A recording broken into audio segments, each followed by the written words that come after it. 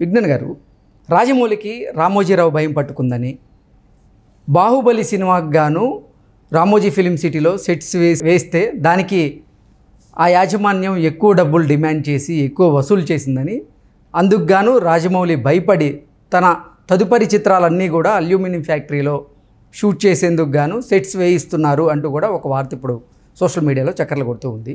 ఏంటి నిజంగానే రాజమౌళికి రామోజీరావు గారి భయం పట్టుకుందా అంటే ఏం చెప్తారు? అసలు విషయానికి వస్తే ఫస్ట్ నుంచి ఇప్పటి వరకు రేట్ల విషయంలో కాంప్రమైజ్ కాకుండా సిస్టమేటిక్గా మెయింటైన్ చేసేది రామోజీ గ్రూప్. అసలు అది పాపం వాళ్ళ తప్పేం లేదు బేసిక్గా చెప్పాలి అంటే. ఇప్పుడు ఈనాడు అన్ని పేపర్లో మనం యాడ్ వేస్తే బేరసారాలు ఉంటాయి, ఈనాడులో మాత్రం యాడ్ వేస్తే బేరసారాలు ఉండవు.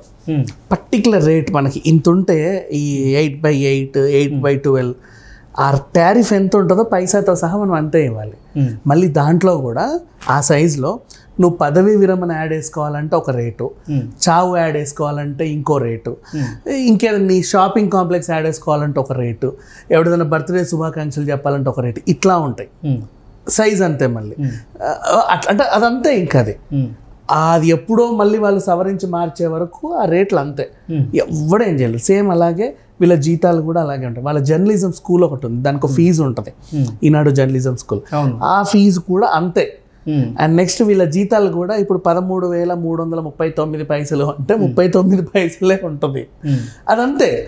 సేమ్ రామోజీ ఫిలిం సిటీ విషయానికి వచ్చిన ఈవెన్ వీళ్ళ మయూరి దగ్గరికి వెళ్ళిన ఈ మయూరి అండ్ కళాంజలిలో చీరలు కూడా నీకు ప్రపంచం మొత్తంలో కొన్నింటిలో డిస్కౌంట్లు ఉంటాయి, కానీ కొన్ని షాపులో అసలు డిస్కౌంట్స్ ఉండవు. ఈ సరసన ఏంటంటే ఇది చాలా మంది తెలియదు, అందుకే చెప్తాను. నల్లి మన బేగంపేట నల్లి ఉందా, నల్లి, పోతీస్, మన కళాంజలి, వీటిల్లో నీకు డిస్కౌంట్ ఉండదు. అది ఎంత ఉంటే అంతే ఇవ్వాలి. అది ఓల్డ్ స్టాక్ న్యూ స్టాక్ నీకు అనవసరం. ప్రైస్ ట్యాగ్ మీద 19,052 ఉంటే 19,052 అంతే. ఆ 52 కూడా తగ్గించరు వీళ్ళు. సో వీళ్ళు ఒక సిస్టమేటిక్ని ఫాలో అవుతున్నారు. దాంట్లో ఇప్పుడు రామోజీరావు గారు ఉన్న ప్రతి దానికి ఒక్కొక్కరు, శైలజ గారు కొన్ని బ్రాంచెస్, ఇంకెవరో కొంతమంది చూసుకుంటా, అదంతే. దాంట్లో ఏదైనా మార్పు రావాలంటే అది పై అధికారికి ఎప్పుడో రామోజీరావు గారి దగ్గరికి లెటర్ వచ్చి ఆయన సంతకం పెట్టి ఓకే అంటే అది మళ్ళీ కింది దాకా వస్తుంది. దానికి వీళ్ళకి చాలా పెద్ద ప్రాసెస్. సో రామోజీ ఫిలిం సిటీలో కూడా సినిమాకి, సీరియల్కి, యాడ్ ఫిలింకి ఇట్లాంటి వాటికి కొన్ని టారిఫ్స్ ఫిక్స్ చేశారు. ఫ్లోర్స్ ఉన్నాయి, డ్యాన్స్ ఫ్లోర్లు అవి ఇవి, వాటికి ఒక టారిఫ్.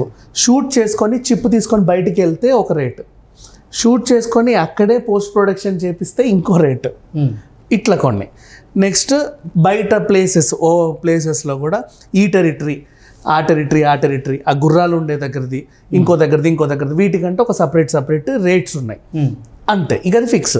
ఇక బేర్ ల్యాండ్ అంటే ఇక మనం వచ్చి సెట్ వేసుకోవాలి. ఆల్రెడీ కొన్ని కొంపలు కూడా ఉంటాయి, ఆ కొంపలకు కూడా కొన్ని ప్రైజెస్ అంతే. బేర్ ల్యాండ్ వచ్చేసి నువ్వు అక్కడ ఎయిర్పోర్ట్ ఉంది, రైల్వే స్టేషన్ ఉంది, ఇవన్నీ ఉన్నాయి అనుకో. ఎయిర్పోర్ట్ గగనంకి వేసారు, రైల్వే స్టేషన్ ఎప్పటి నుంచో ఉంది, అవన్నీ సెట్స్ ఓకే. ఇక ఓపెన్ స్పేస్లో ల్యాండ్ ఉంటుంది. నువ్వు అక్కడికి వచ్చి ఏంటంటే ఏదైనా సరే, టెంపుల్ సెట్ అంటే టెంపుల్ సెట్, ఫైట్ సెట్ అంటే ఫైట్ సెట్, ఇంకేమైనా నువ్వు సెట్స్ వేసుకొని రిమూవ్ చేసుకోవాలి. దానికి కొంచెం తక్కువ ఉంటుంది బేర్ ల్యాండ్ కాబట్టి రెంట్. ఆ రేట్స్ ప్రకారంగా తక్కువ, కానీ మనకు ఎక్కువే.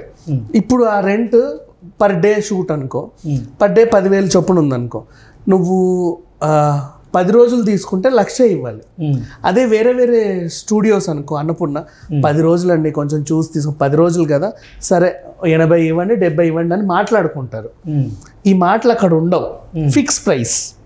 అర్థమైందా? అంటే బాహుబలి సినిమా షూటింగ్లో భాగంగా ఆయన అక్కడ సెట్స్ వేయాల్సి వచ్చిందని, ఆ సెట్స్కి గాను రామోజీ ఫిలిం సిటీకి సంబంధించినటువంటి యాజమాన్యం ఎక్కువ ధనాన్ని వసూలు చేసినట్లుగా రాజమౌళి భావించాడని, అందువల్ల తన తదుపరి చిత్రమైనటువంటి RRRని అల్యూమినియం ఫ్యాక్టరీలో సెట్స్ వేయించారని, నెక్స్ట్ మహేష్ బాబుతో సినిమాకు కూడా అల్యూమినియం ఫ్యాక్టరీలోనే సెట్స్ వేయించేందుకు సిద్ధంగా ఉన్నారు రాజమౌళి అంటూ కూడా వార్తలు వస్తున్నాయి. ఏంటి నిజంగా రామోజీ ఫిలిం సిటీలో సెట్స్ వేస్తే భారీగా వసూలు చేస్తారని రాజమౌళి భావించారా? అందుకే ఇటువంటి నిర్ణయం తీసుకున్నారా అంటే ఏం చెప్తారు? అది అక్కడికే వస్తున్నాయి. ఇక్కడ తప్పు రామోజీరావుది కాదు, రాజమౌళిది. అర్థమైందా? వాళ్ళది ఒక ఫిక్స్ ప్రైస్ ఉంది. నువ్వు 10 రోజులు చేసుకుంటే ₹1,00,000, నువ్వు 20 రోజులు చేసుకుంటే 2,00,000, రైట్? ఈయన రాజమౌళి ఏం చేస్తాడంటే సంవత్సరాలు చేస్తాడు అక్కడ సెట్ వేసి, ఆయన సంవత్సరానికి సరిపడా వసూలు చేస్తున్నాడు. ఇప్పుడు తప్పెవరిది? అంటే ఆయన తప్ప ఎట్లా అయింది? ఎలా? ఇప్పుడు రామోజీ ఫిలిం సిటీలో ఉండడమే రేట్ అలా ఉందని మీరు చెప్తున్నారు. అంతకంటే బయట తక్కువ అయిద్దని తెలిసినప్పుడు బయట ప్రయత్నం చేస్తే తప్పులేదు కదా. అదే చెప్తున్నామా. అంటే ఇక్కడ రామోజీని నిందించాల్సిన అవసరం లేదు. నువ్వు బయటికి వెళ్తే నీ అంత తెలివైన వాడు ఇంకోటి లేడు. సినిమాలో ఇండస్ట్రీలో కొన్ని మిగతా స్టూడియోస్ అన్నిట్లో పోలిస్తే అక్కడ కొంచెం సెట్స్ వేసుకోవడానికి ఎక్కువ వసూలు చేస్తారు. అది ఎక్కువ కాదు, ఫిక్స్ ప్రైస్ అనేది ఉంటది వాళ్ళకి. నువ్వు ఎక్కువ రోజులు పనిచేసి వాళ్ళని ఎట్లా నిందిస్తావు?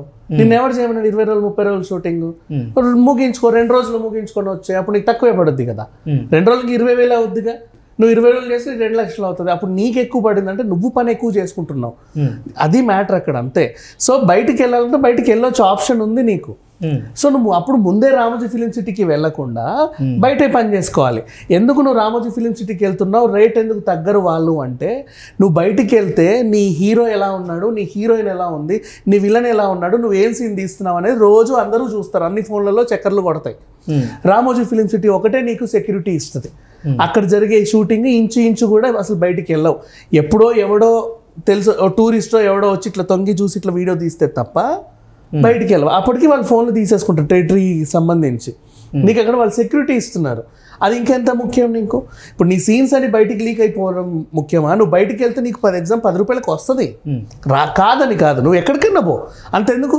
ఇప్పుడు బిగ్ బాస్ ఉంది ఫర్ ఎగ్జాంపుల్, ఫస్ట్ సెట్ లోనావాలాలో వేశారు, అవునా? అప్పుడు ఏమన్నా లీకులు వచ్చాయి? ఎవడికి ఎయిర్పోర్ట్కి వచ్చే వరకు ఎవడు ఎలిమినేట్ అయ్యాడో తెలియదు. ఇప్పుడు రోజు ఏ పాట వేస్తున్నాడో తెలుసు, ఎంతమంది ఎలిమినేట్ అవుతున్నారో తెలుసు, ఆ రోజు టాస్కులు తెలుసు, అన్నీ తెలిసిపోతున్నాయి. ప్రాబ్లం ఇది. ఇప్పుడు ఇక్కడ రామోజీరావుతో పోల్చుకుంటే రాజమౌళికి వచ్చిన ప్రాబ్లం ఏంటంటే, నీకు రేట్లు తగ్గాలి అనుకుంటే నువ్వు పరిమితి కాలంలో ఎక్కువ పని చేయి. మార్నింగ్ నువ్వు 10 గంటలకు స్టార్ట్ చేసి 6కి ఆఫ్ చేస్తావు, మధ్యలో 2 బ్రేకులు ఇస్తావు. అది కాకుండా నా షాప్గా పని చేసుకో, నీకు రేట్ తగ్గుద్ది. నిన్ను ఎవడొద్దు అన్నాడు? అండ్ నీకు లీక్ ప్రూఫ్. బయటికి వెళ్ళడానికి ఒక్క లీకులు కూడా బయటికి వెళ్ళవు మొబైల్లో.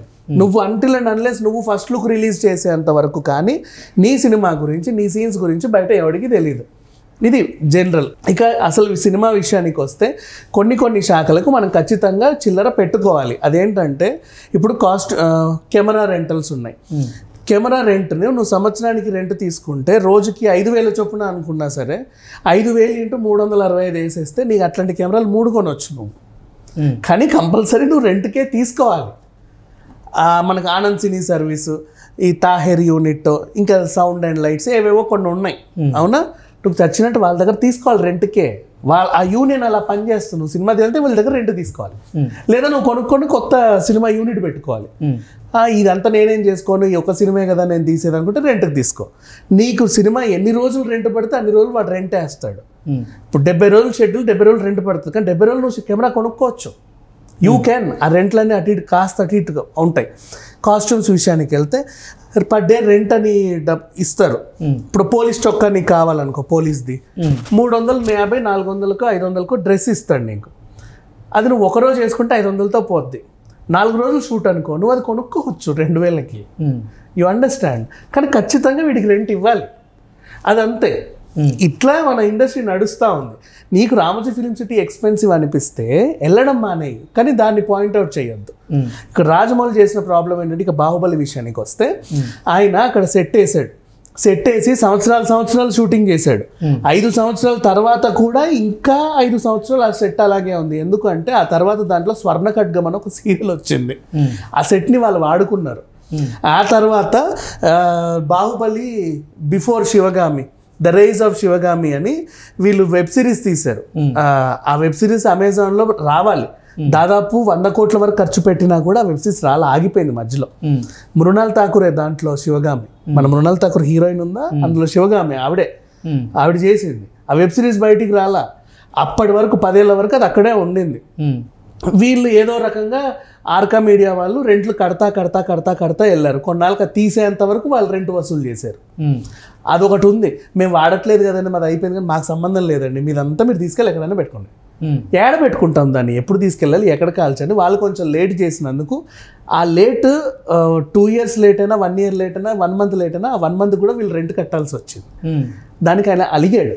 అలాగే ఇంకా రానుపో, నాకు ఇంకా ఇవి లేవా ఇప్పుడు మన చిరంజీవి సెట్ వాల్తెర్ వీర వేసింది అక్కడ అల్యూమినియంలో, అల్యూమినియం ఉంది నాకు.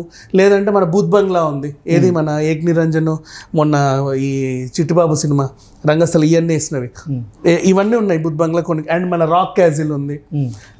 స్టూడియోలే కావాలనుకుంటే నానక్రామ్ కూడా ఉంది, కోకాపేట ఉంది, చిరంజీవి గారి ల్యాండ్, అవన్నీ ఆచార్య సెట్ వేసినవి ఉన్నాయి. లేదు అనుకుంటే అందరికీ నేను ఇచ్చే ఫ్రీ సజెషన్ ఏంటంటే, కొంచెం దూరం వెళ్ళిన శివారు ప్రాంతంలో మీ స్నేహితులకు సంబంధించిన ల్యాండ్స్ ఉంటాయి, ఫామ్ హౌస్లు ఉంటాయి, మీ ఫ్రెండ్స్వే ఉంటాయి, అక్కడికి వెళ్ళి సెటిల్ వేసుకోండి. ఎవడొద్దన్నాడు? అక్కడ ప్రైవసీ ఉండదని కదా. ప్రైవసీ ఉండదని అదే అంటున్నా. ఈ ప్రహరీ గోడలు ఉన్నాయి కూడా బాగానే ఉన్నాయి కదా, మరి ఓపెన్ ల్యాండ్ అని కాదు. ప్రహరీ గోడలు ఉండే ఫామ్ హౌస్లు ఉన్నాయి, లోపల వాళ్ళు ఏవో పెట్టుకుంటారు గార్డెన్ సంథింగ్, కొంచెం బేర్ ల్యాండ్స్ ఉంటాయి. కావాలి మీకు ఓకే అనుకుంటే అక్కడికి వెళ్ళొచ్చు. వసతి సౌకర్యాలకి అక్కడ హౌస్ కూడా ఉంటుంది, వాడుకోవచ్చు. మరీ పెద్ద సినిమాలు అంటే మనం ఏం చేయలేదు, చచ్చినట్టు ఇవే ఆప్షన్స్. కానీ ప్రైవసీ కోసం, ప్రైవసీ కావాలి అనుకుంటే స్టూడియోస్కి వెళ్ళాలి. వద్దు అనుకుంటే డబ్బులు కొంచెం మిగలాలి, పావులలో పని అయిపోవాలి అనుకుంటే ఇట్లాంటివి కూడా యూస్ చేసుకోవచ్చు. ఇక ఫిలిం సిటీ విషయానికి వస్తే వాడు ఇచ్చే రేట్లు ఎందుకు తగ్గడు అంటే 100% ప్రైవసీని అష్యూరెన్స్ నీకు ఇస్తాడు కాబట్టి, అది వాళ్ళ ఉద్దేశం.